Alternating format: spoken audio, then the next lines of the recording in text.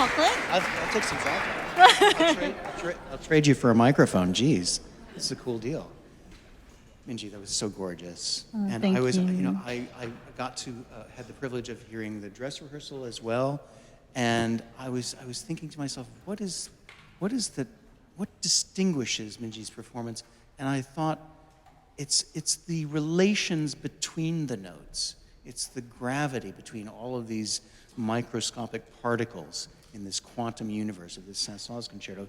And then I looked at your bio, and I saw that you had studied, among other many illustrious teachers, with Patricia Zander, with whom I studied. And I can only remember studying with her for a summer and figuring out that, yes, she was the one who said it's really the spaces between the notes that you have to decide, and that really makes a performance and makes it your particular own performance because of the decisions that you've made. It's just an extraordinarily beautiful performance. Did you have that same sense of what Patricia was able to impart to you? Has it really stayed with you? Yeah, I think she was the first one to tell me that actually Claude Debussy has said music happens between the notes. Whether you take that as means doing the rests, because rests are part of music too, or as relationships goes, I think she was the first to tell me that, so yes. Pablo Casals famously was asked what the hardest thing to do on the cello was. He had a CBS television interview, and they were looking for some smart aleck answer, like fingered tenths or something, but Pablo Casals said, getting from one note to another. And would you say that's really what Patricia was all about? It's true. I mean, that's how it is in life too, right? Getting from one person to another, relationships and, people that we touch. So yes, exactly. Music is the same. Talking about Patricia, she's no longer with us. I know, it's going to make me cry. So I know, but to pass along one more piece of advice that Patricia gave you. Actually, I have a funny anecdote.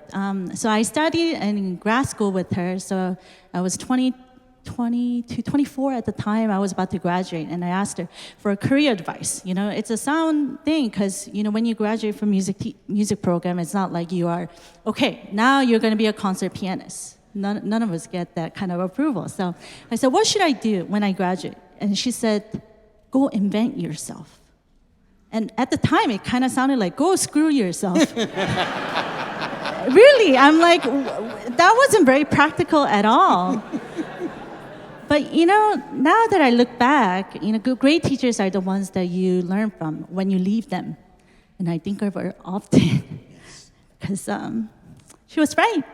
Yeah, she was great. Minji, she would be so proud of you today. This is such a beautiful performance. Brava, brava, brava. I want to...